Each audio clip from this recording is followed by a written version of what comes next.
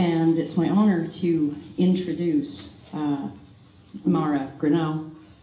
She's the Executive Director of the Center for Suicide Prevention, and that's a branch of Canadian Mental Health Association in Alberta. It was established in 1981, and since then it has accumulated the largest library of research on suicide in the English world. So that's pretty impressive, and she holds a Bachelor of Education and a Master's of Public Policy Administration, but you can tell just when you talk to her that she feels so deeply passionately about this. This isn't just an administrative job for her. It really is a passion and a mission. So I guess without further ado, I will ask her to kindly take the microphone.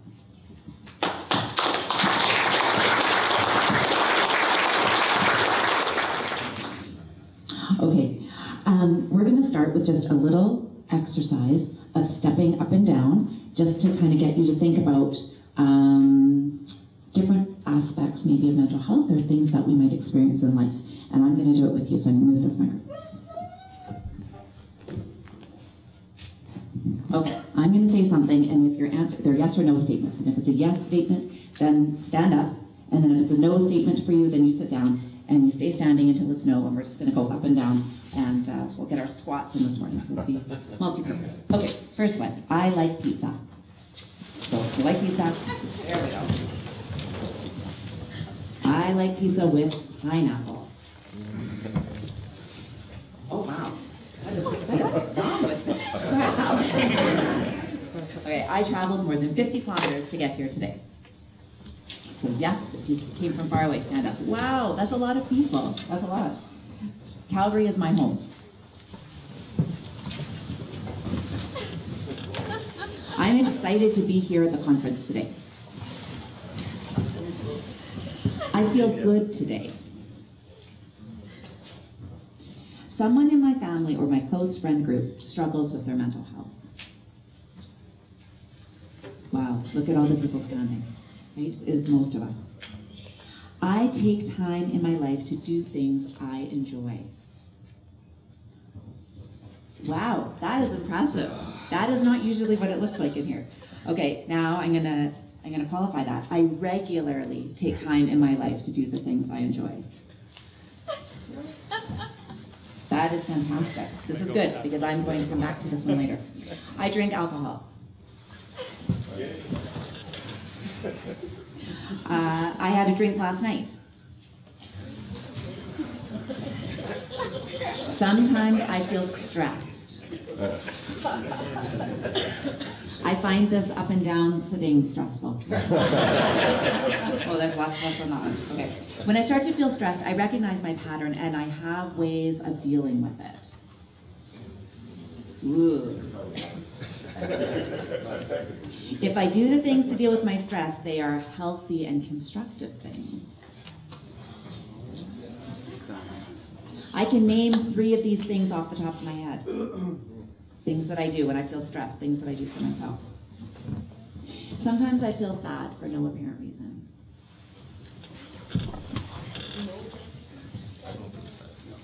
When I feel overwhelmed, stressed, or sad for no apparent reason, I have someone I can call, and I do call them.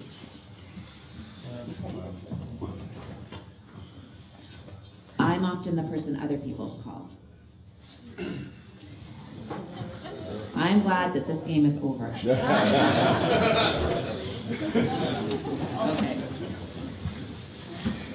I'm going to come back to some of those statements as we go along.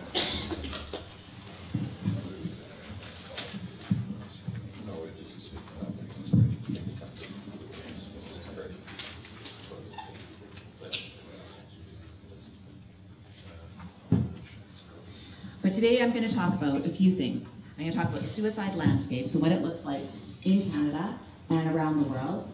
We're going to talk about the gender paradox, what we see in suicide between men and women and why some of that might be. We'll talk about the power of a caring conversation and the importance of empathy. And then we're going to talk about promoting mental wellness and why your oxygen mask needs to go on first.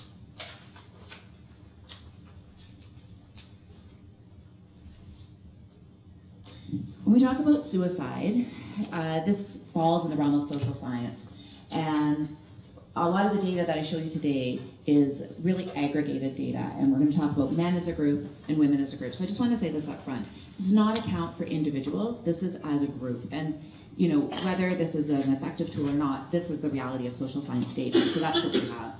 But suicide is both at a collective level and it's also at an individual level. And the way we express this is by saying it's a mental health crisis, so looking at the individual and what affects them. But it's also a public health crisis. And if you think about public health crises, you know, we typically would think of influenza or SARS or the fentanyl crisis.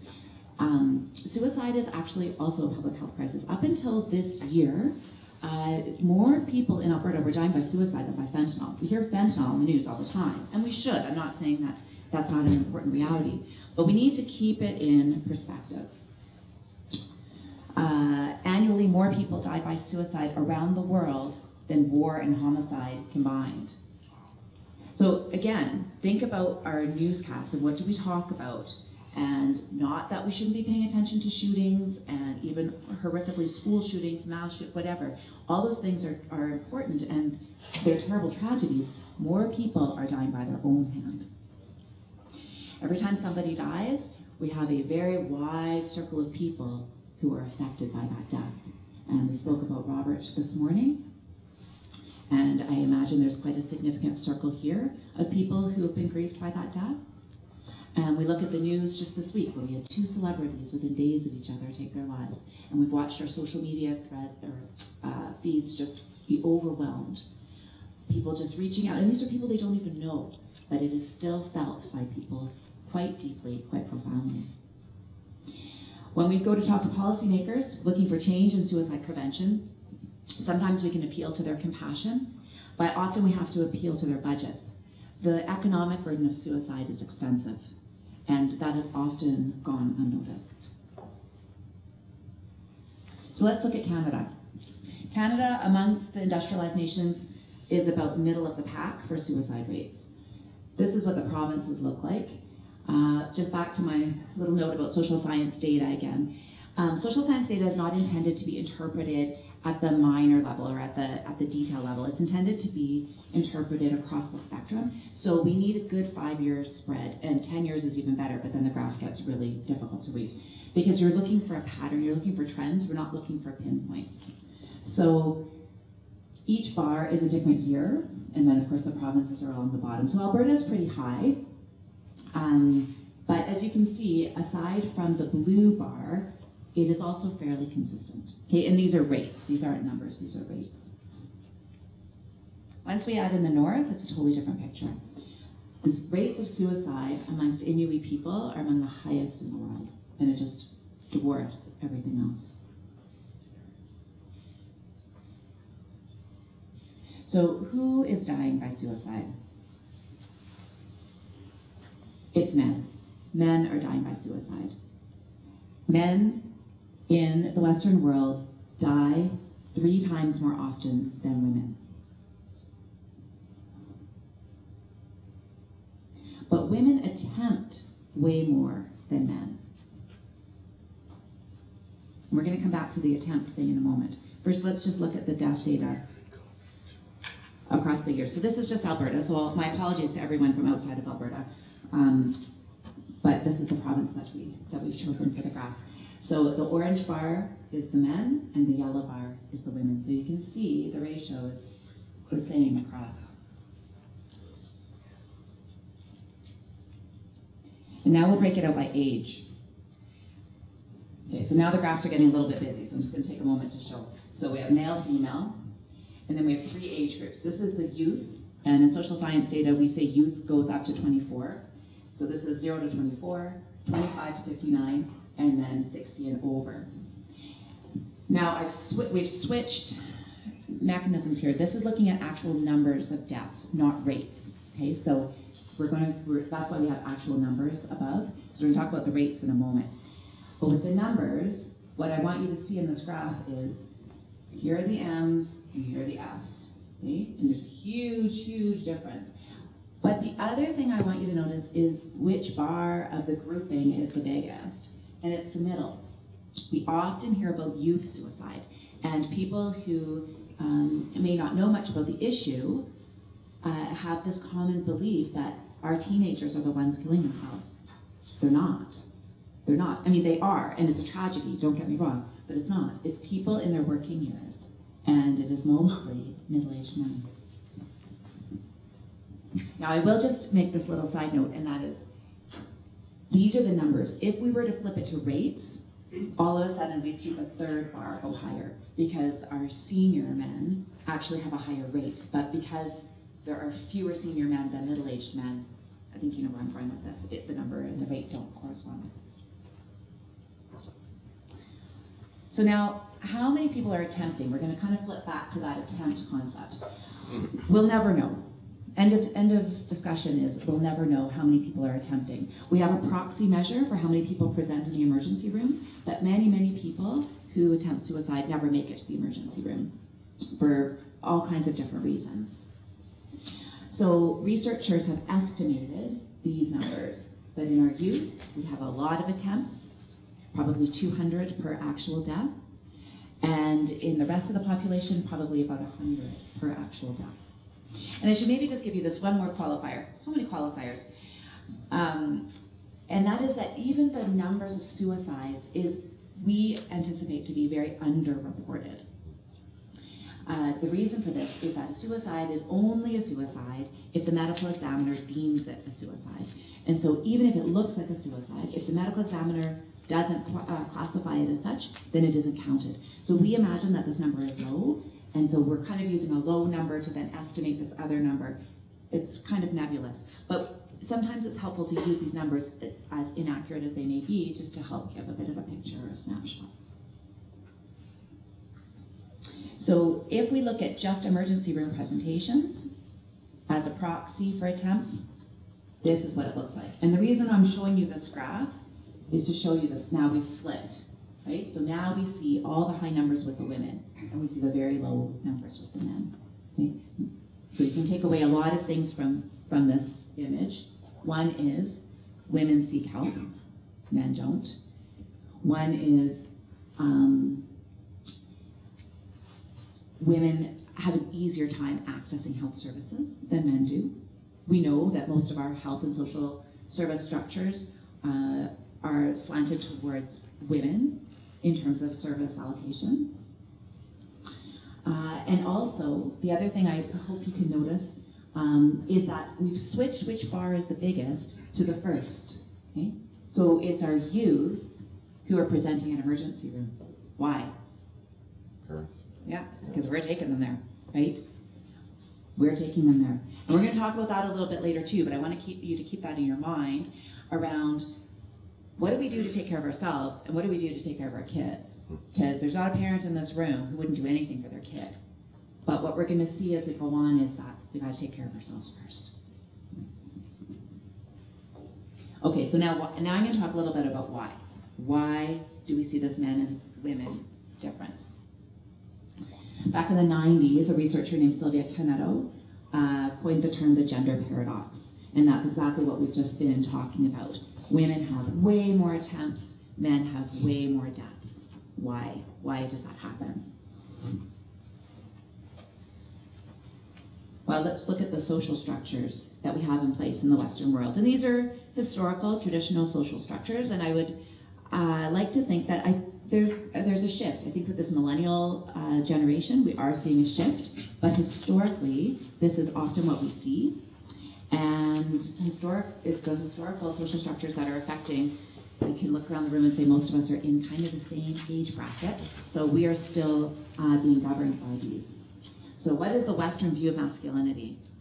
Men are expected to be autonomous and independent, low on the emotive scale, capable of anything. Well, if we put those expectations in place, what incentive is there for a man to seek help? There's all kinds of incentives for a man to not seek help. Also, for a variety of reasons, men, when they consider suicide, are more likely to use more violent means, which have a greater lethality.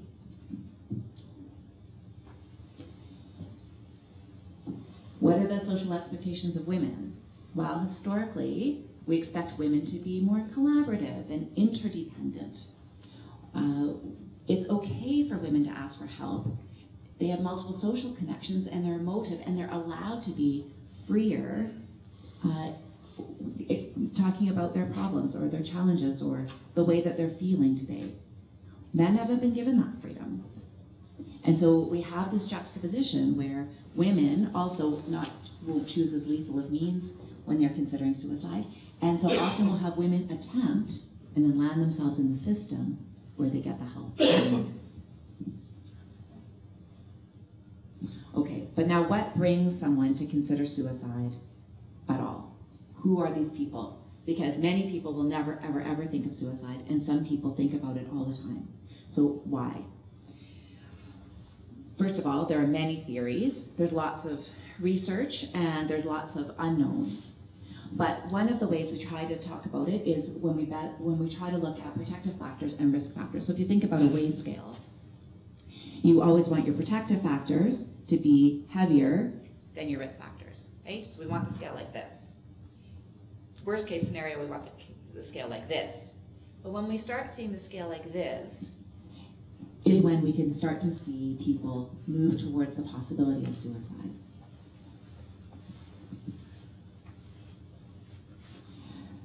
And from there, we can start to see warning signs. We often hear in the work that we do that there were no signs. And sometimes there are no signs that someone is considering suicide. But most of the time there are. And what we need to do is learn to recognize them. Now, this is a very delicate conversation because while I say this on one hand, on the other hand, I'm going to also say it's not your fault. When somebody dies by suicide, as we've heard about this morning when we remembered Robert, there is this unbelievable level of grief. And there is no grief like suicide grief. With suicide grief, we do a lot of I should have, I could have, I would have.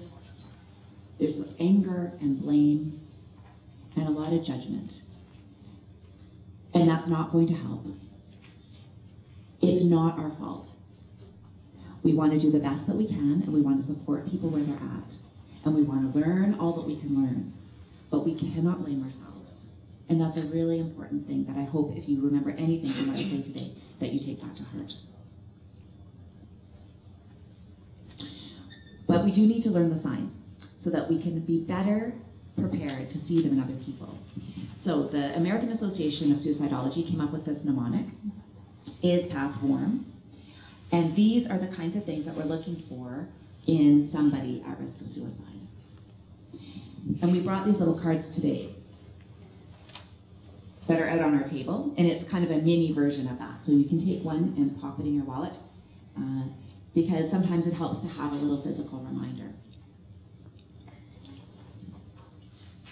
Now, some of you might not have experienced suicide in your close circle, and you may not really understand what all the fuss is about. And especially in light of the recent MAID legislation, and that's the medical assistance in dying legislation that we have now in Canada, which some people might refer to as euthanasia. And when we think about suicide in light of MAID, people might think, well, why are we preventing this anyways? If someone really wants to die, why don't we let them? Why don't we help them? I mean, it's their choice. And we want you to know that these are two different groups of people. People at risk of suicide are not people who want medical assistance in dying. People at risk of suicide are in crisis. They don't want to die. They want the pain of living to end. And it's not the same thing.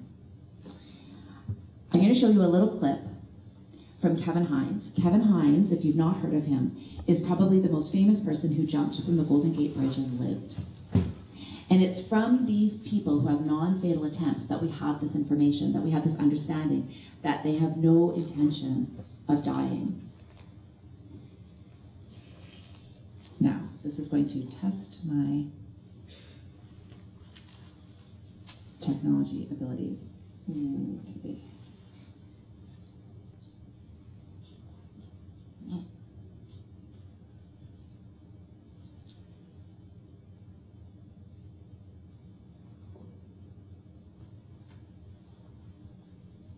homes.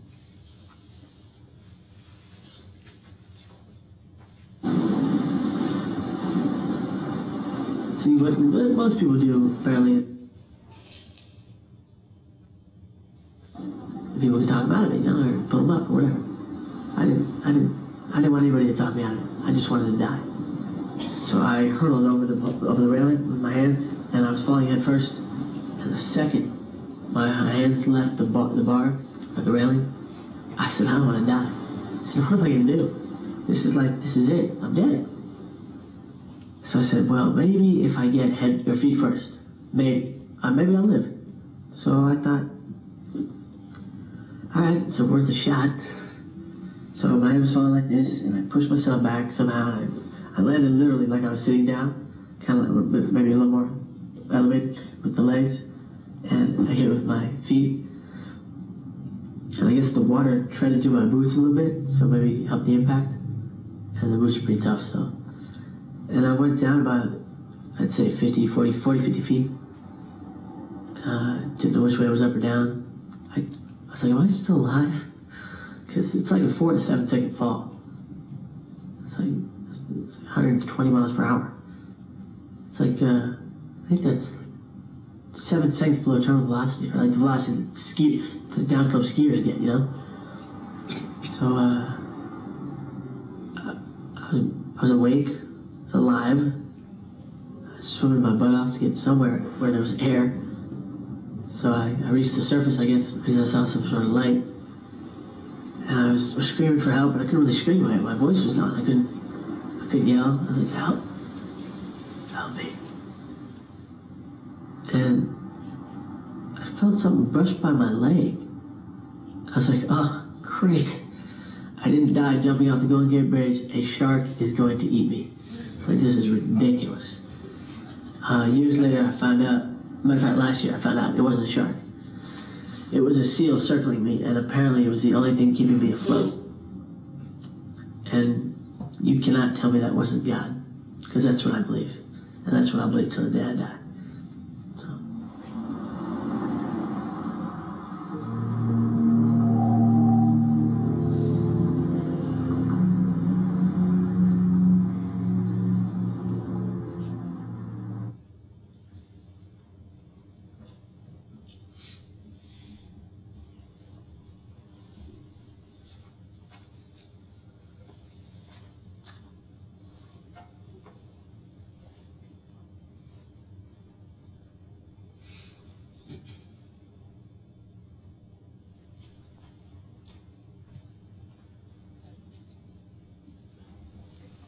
If you ask Kevin what would have made a difference that day, for him, he says, if one person had talked to him. And he tells the story of riding the bus from his home in the suburbs of San Francisco down to the bridge.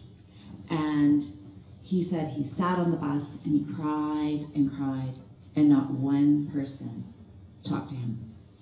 And then he went out on the bridge and he paced and paced. He was out there for hours before he actually attempted. And the only person who talked to him asked him to take their photo. Nobody talked to him about him. Kevin has mental illness. He continues to have mental illness. He may have it until he dies. But that one attempt was enough to make him realize, this is not okay, and I'm going to find a different way to live. And what we know from a study done in the 70s is the power of a caring conversation on the bridge. And we believe in the power of a caring conversation from lots of studies, but this study, I think, says it all. This researcher followed up with 500 people whose attempts on the bridge have been thwarted. And years later, 95% of them had never attempted suicide again. Now that 5% who did attempt, they are at even greater risk because a previous attempt makes you at greater risk for another attempt. It's a very small group. The vast majority of people were able to go back and hold on to that caring conversation that saved them the first time, and that gave them hope. They knew, I'd worked through it the first time, I can work through it again. But you may be asking yourself, well, how do you have that kind of caring conversation? That is awkward. And it is. It's very uncomfortable. It's very awkward to ask someone directly, are you thinking of suicide? It's the kind of question you don't want to just launch on somebody. It's the kind of question you want to come to when you've already established trust. You want it to be caring, you want it to be empathic. It's like the First Nations proverb that says, the Creator gave us 2 ears and 1 mouth. Use them proportionately. We want to come to people in their moment of crisis, open, non-judgmental, listening, giving them the space to tell their story. I'm just looking at my time. I have another video, but I'm not sure if I should keep going with it or if we should, maybe we'll come back to it at the end. She's coming. Oh, where is she? How much time do I have left? You're 25 minutes. I'm at 25, and we want a few questions? Oh, you're okay for another 10 minutes. 10 minutes. 9 minutes. Okay, I'll show you this little video because I think it really illustrates the point. And this is from Brene Brown, and she talks about empathy.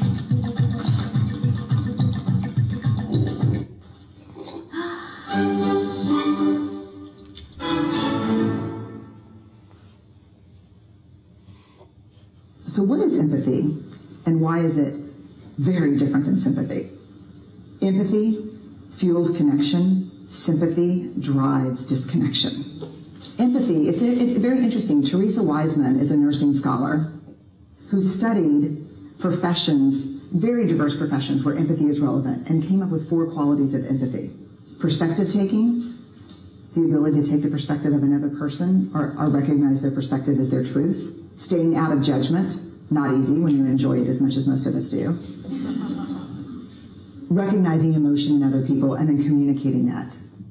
Empathy is feeling with people.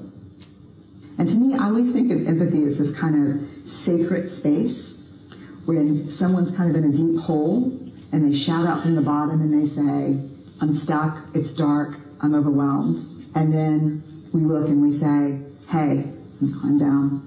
I know what it's like down here, and you're not alone.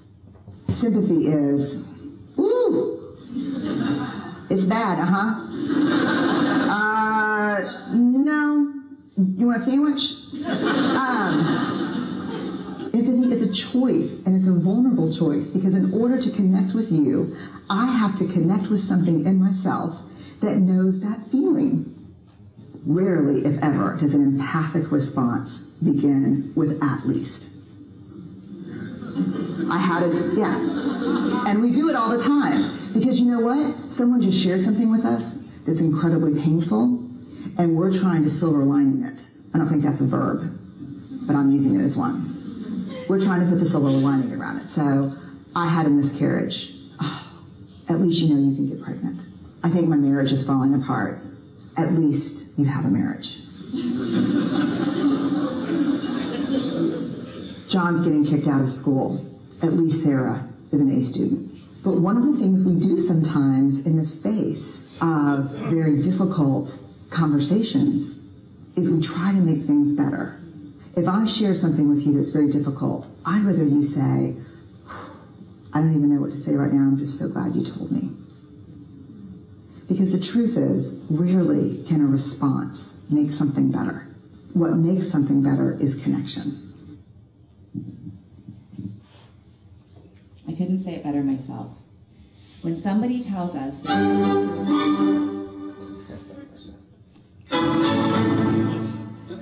suicide, if someone tells us they're at risk of suicide, and they start telling us why, our instant response is to try and problem solve it for them. Even this week in the news, with all the different suicides that we heard about, people want to explain why. It's complicated. People are complex, so suicide is complex. And when we try to oversimplify it, we're not helping. You can't solve the problem anyways. Just listen and then connect the person to help. Now, where are we going to go from here? How do we build resilience in ourselves and in our families? How do we build it in our kids? Well, I have to say, I was very impressed with the number of people who stood up to say that they take care of themselves. They do things that feed their soul, and they do things that feed their soul regularly. I had to sit down. I certainly don't do that, though I have all kinds of good intentions. We will do anything for our kids, but we have to do it for ourselves first. We have to put our own oxygen mask on first. And what we've got for you today is a little card, which maybe this group doesn't need, but I do need it. And it's just a little personal contract with yourself. What do I do to promote my own mental health? It's not to show or share. We're not asking anyone to be put on the spot. It's just a little moment to kind of get real with yourself. What do I do regularly to look after my own mental health?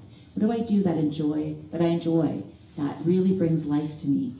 Because if I do that, then I am better able to bring life to others. So my colleague Robert is gonna help distribute these. And while he does, I wanna finish by telling you the story of a colleague of ours. And this colleague is a psychologist, he's also a researcher, he works in a hospital. And one day he was working in emergency and some parents brought in their little girl. And she was 11, but she was so emaciated that you would have thought she was about 8. There was nothing left of this child. And the parents were concerned about her weight. They didn't quite realize how concerned they needed to be. The child got whisked in and immediately put on a heart monitor because the hospital staff were convinced that her heart was going to give out. They hooked her up to all kinds of things, and the child got worse. And then she went mute, and she refused to talk to anybody. Finally, sitting face to face with the psychiatrist says to her, "What can I do? What can I do to help you?" And the child says, "Make my dad less sad." And the father was experiencing significant levels of depression. And the child was feeling that and cycling in her mood with the dad. And she had stopped eating because of it. So the dad in this story is actually our colleague. And his name is Ian Mannion, and he is at the Royal in Ottawa. And this year, he was one of the Bell Let's Talk campaign stories. And I have the link, which I'm not going to play, because it is about a 7-minute newscast. But you can find it by Googling him. And he's very forthcoming with the story. And the good news about the story is that that girl is not 11 anymore. She's in her late 20s. She is a vibrant, active, healthy woman. And he is a vibrant, active, healthy clinician. When one person in a family is struggling with their mental health, everybody is struggling with their mental health. So we need to remember to take care of ourselves first. As Karen said, we're from the Center for Suicide Prevention. There are not a lot of best practices in suicide prevention because it is so complex, but education is one of them, and that's what we do. We educate through a whole variety of media.